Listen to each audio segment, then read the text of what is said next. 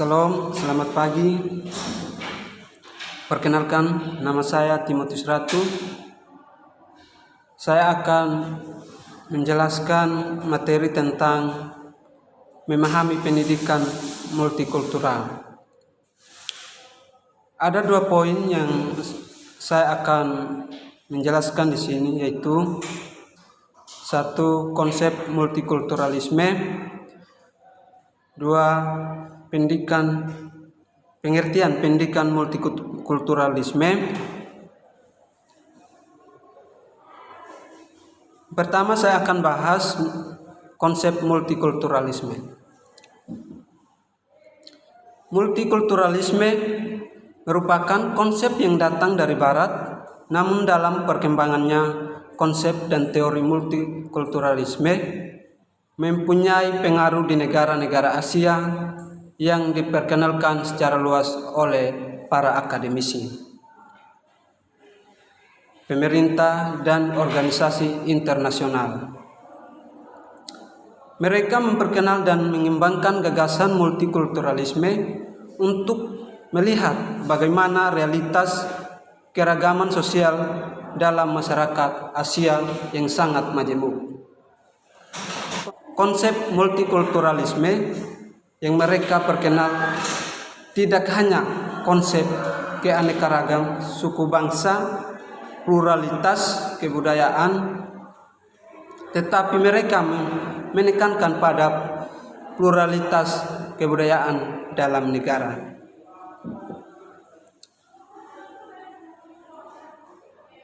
Multikulturalisme berasal dari 3 kata, yaitu multi itu berarti banyak, beragam, dan beraneka. Kultur itu berarti budaya. Jadi multikulturalisme itu mengandung arti banyak budaya atau beraneka ragam budaya. Isme itu berarti sebuah aliran pemikiran atau aliran pemahaman. Jadi multikulturalisme adalah orang-orang yang memiliki sebuah pemikiran atau pemahaman bahwa budaya itu tidak hanya satu, tetapi bervariasi atau banyak jenisnya. Multikulturalisme juga meniscayakan seseorang untuk melakukan sebuah respon terhadap realitas sosial masyarakat secara pluralitas, karena keberagaman dalam masyarakat adalah hal yang mutlak dan tidak ada kekuatan apapun yang bisa menyeragamkan semua manusia di dunia. Justru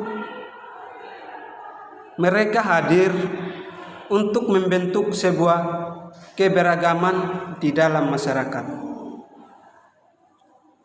Multikulturalisme disenangi oleh banyak orang dalam masyarakat karena dalam lingkungan sosial seperti lembaga pendidikan umumnya mengedepankan prinsip keadilan dan persamaan hak pada setiap individu dan kelompok.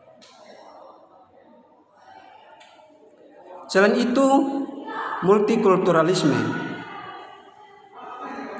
menganggap prinsip bahwa yang dibutuhkan dalam masyarakat adalah bukan ketunggalan tetapi pluralisme, bukan pembaharuan tetapi pembauran, bukan eksklusi tetapi inklusi, bukan koeksistensi tetapi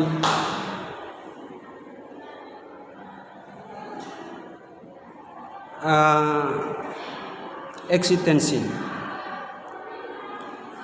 bukan separasi tetapi interaksi. Multikulturalisme dimintai untuk diinternalisasikan dan ditransformasikan dalam masyarakat majemuk karena multikulturalisme memiliki prinsip-prinsip multikulturalisme sangat membantu proses terjadinya perubahan yang majemuk. Oleh karena itu, ada 5 prinsip multikulturalisme yang sering diterapkan di pendidikan di Indonesia, antara lain. 1. Multikulturalisme isolasionis. 2. Multikulturalisme akomodatif. 3. Multikulturalisme otonomis. 4. Multikulturalisme kritis. Dan yang kelima, multikulturalisme eksomopolitan.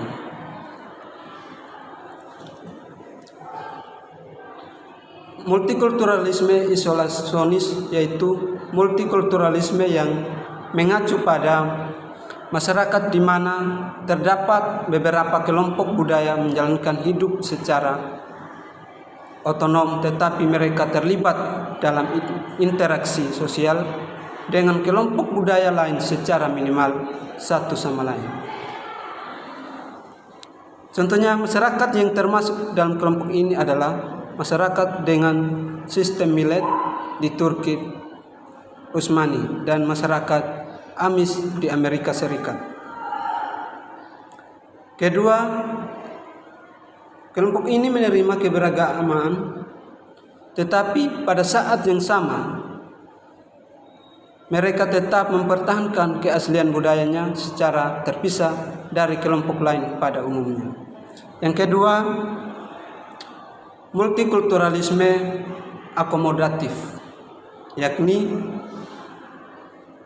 masyarakat majemuk yang di dalamnya terdapat kelompok budaya dominan, tetapi mereka dapat menerima, menyesuaikan, dan mengakomodasi kebutuhan dan kebudayaan mereka yang minoritas. Sebaliknya, mereka tidak menentang budaya yang dominan. Oleh karena itu, masyarakat multikulturalisme akomodatif membuat sebuah aturan-aturan, undang-undang, ketentuan-ketentuan yang sensitif secara kebudayaan demi memberikan kebebasan dan pengakuan kepada kelompok minoritas untuk mengembangkan dan mempertahankan eksistensi budaya mereka. Contoh, masyarakat yang banyak menerapkan multikulturalisme akomodatif adalah di Eropa seperti di Inggris, Prancis, dan beberapa negara lainnya. 3. Multikulturalisme otonomis, yaitu masyarakat majemuk yang memiliki kelompok budaya dominan, tetapi mereka berusaha untuk mewujudkan kesehatan antara budaya dominan dengan marginal. Misalnya, setiap individu berhak untuk menentukan hidup secara otonom dalam berpolitik yang juga diterima secara kolektif tanpa memiliki pandangan bahwa dia hanya berasal dari kelompok marginal. Tujuan utama dari multikulturalisme otonomis adalah untuk membuat hubungan dan kehidupan yang setara antara kelompok dominan dengan kelompok marginal agar mereka tetap memiliki hak yang sama dalam berpolitik atau bermasyarakat. Contoh masyarakat otonomis adalah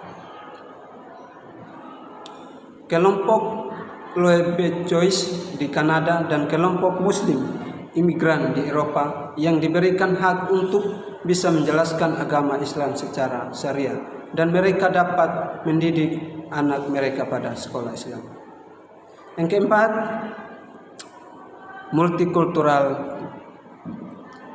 kritis, yaitu masyarakat majemuk memiliki kelompok budaya yang cenderung kritis terhadap budaya otonom karena mereka ingin menciptakan budaya kolektif yang mencerminkan, menegaskan, dan mengutamakan perbedaan antara mereka sebagai hal yang wajar dan dalam bermasyarakat. Multikulturalisme kritis menolak kelompok budaya dominan yang cenderung ingin menguasai kelompok minoritas karena kelompok dominan berusaha secara paksa untuk menerapkan budaya dominan mereka dengan mengorbankan budaya kelompok minoritas. Oleh karena itu, kelompok minoritas mengkritik kelompok budaya dominan secara intelektual dan politis dengan tujuan agar mereka dapat menciptakan masyarakat yang kondusif. Contoh, multikulturalisme kritis adalah perjuangan masyarakat kulit hitam di Amerika Serikat, Inggris, dan lain-lain demi mendapatkan hak politik dan kesetaraan. Yang kelima, multikulturalisme kosmopolitan, yaitu berusaha menghapuskan batas-batas budaya antara satu kelompok dengan kelompok lainnya secara total untuk menciptakan sebuah masyarakat baru yang di dalamnya setiap individu tidak lagi terikat dan komited kepada budaya tunggal. Oleh karena itu, individu akan secara bebas terlibat di dalam budaya masyarakat dan sekaligus mengembangkan kebudayaan masing-masing. Contoh, multikulturalisme kosmopolitan adalah para pendukung intelektual liberal yang cenderung pada postmodernis. Prinsip-prinsip multikulturalisme di atas sangat dibutuhkan pada masyarakat global. Kita bisa lihat di Indonesia yang kini menjadi bagian dari masyarakat global yang mau tidak mau harus menerima segala perbedaan dari luar negara. Bahkan tanpa globalisasi pun, Indonesia tetap menjadi negara yang majemuk karena masyarakat yang terdiri dari banyak agama, budaya, bahasa, pulau, ras, dan etnis. Oleh karena itu, kelima prinsip multikulturalisme di atas sangat relevan untuk diinternalisasikan pada masyarakat Indonesia. Yang kedua, pengertian pendidikan multikultural. Pendidikan multikultural sebagai konsep filosofis yang berlandaskan pada ide kemerdekaan, keadilan, kesetaraan, dan martabat kemanusiaan. Pendidikan multikultural sebagai proses yang mencakup semua aspek pendidikan, kebijakan, dan organisasi sebagai alat untuk menjamin keberlangsungan suatu penyelenggaraan pendidikan, dan pendidikan multikultural memperkuat keyakinan bahwa semua latar belakang peserta didik harus diterima, ditempatkan sebagai pusat pembelajaran dan didasarkan pada konteks kebiasaan berpikir. Konsep ini sejalan dengan Prudence Kandal yang mengatakan bahwa pendidikan multikultural adalah pendidikan yang memperhatikan secara sungguh-sungguh latar belakang peserta didik, baik dari sisi keragaman suku, ras, agama, dan kebudayaan. Definisi menurut ahli Barnes konsep pendidikan multikultural yaitu sebuah atau ide yang terangkai dalam bentuk kepercayaan dan penjelasan untuk mengakui pentingnya keragaman budaya dan etnis dalam pendidikan untuk membentuk kehidupan sosial berdasarkan identitas diri dan latar belakang masing-masing individu, serta kesempatan yang sama bagi setiap individu dalam lembaga pendidikan. Jadi kesimpulannya berarti bahwa kita tidak memperhatikan peserta didik dari kelompok mana mereka berasal, seperti gender, etnis, ras, budaya, kelas sosial, agama, dan lain-lain. Demikian materi dari saya.